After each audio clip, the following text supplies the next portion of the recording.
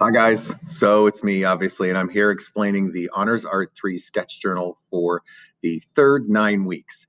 Your topic this month is dealing with contemporary artists. So you should look and research heavily on the internet on 21st century artists. They may be sculptors, they may be painters, they could be digital artists. That's up to you. Any artist that is working currently in contemporary society and culture that is what we call a 21st century artist after all. So basically what I'm telling you is I don't want just old dead white guys. I want people of diversity, and I want you to research beyond sort of thinking of just the basic definition of what an artist is. It could be anybody who is currently creating, inventing, and using their creative energy to produce artwork that showcases original thoughts and ideas. So I've given you some examples previously.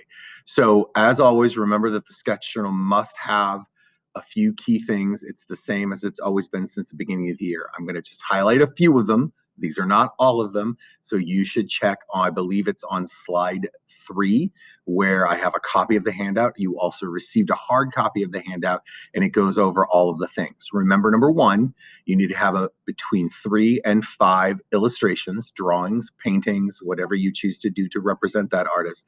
3 to 5. A minimum of 3 of them must have full and complete value.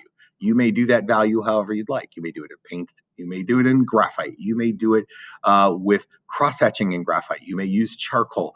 You choose, but it must represent full value, and you must show me you understand how to do it. So 3 of them must have that. You can have up to 5 illustrations total, so you could have another 2 that are just simple line drawings. That's up to you to decide that. In addition to that, you must have another 3 to 5 photo references. So that could be images directly from Google. In a second, I'm going to show you my artist. My artist, I was actually able to go to his website, and he has photos of him working in studio, which I thought were really cool. It kind of showcases his process. I also have some photos, obviously, from other places on the internet where you can see other styles of artwork or artwork he did earlier, maybe 10 years ago. And I thought that would show his growth as an artist. So I'm going to use some of those as well. But 3 to 5 of those. However, if you decide that, look, I can't find 3 to 5 images of that artist's work or that artist working, you could do another 3 illustrations.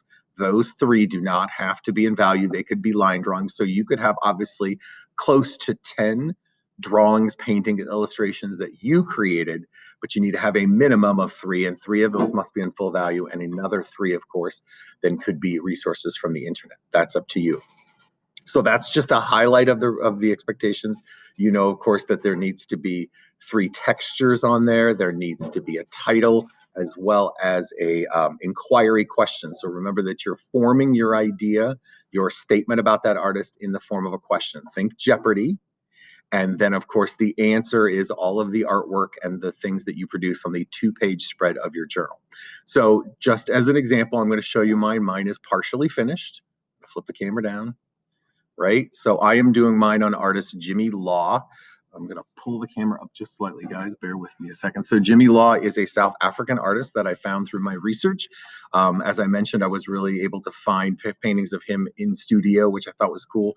So I painted several examples of his work. Here's a portrait that he did. I took one of the portraits he did and did it like a sketchbook. This was actually a painting of his, but I did sketchbook style. And then I gave you, of course, annotated notes. You want to make sure that your annotated notes equal about 2 paragraphs worth of work. I don't care how you lay them out. I obviously am breaking mine down in chunks. I have my inquiry question. I have my title that references the artist's name. And of course, I have another illustration. I should pull that screen up, that camera up higher, right? Let me do that. There we go.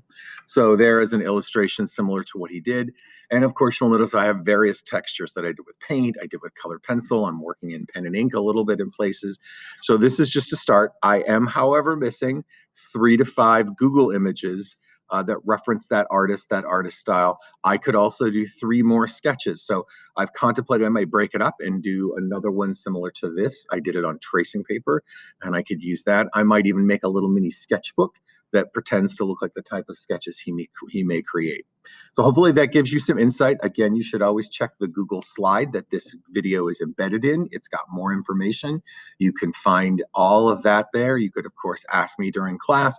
And you're also going to get some sketch journal work days so that you can practice and get lots of use of supplies in class before these are due. Check the Google slide for the due date. If you have any other questions, let me know.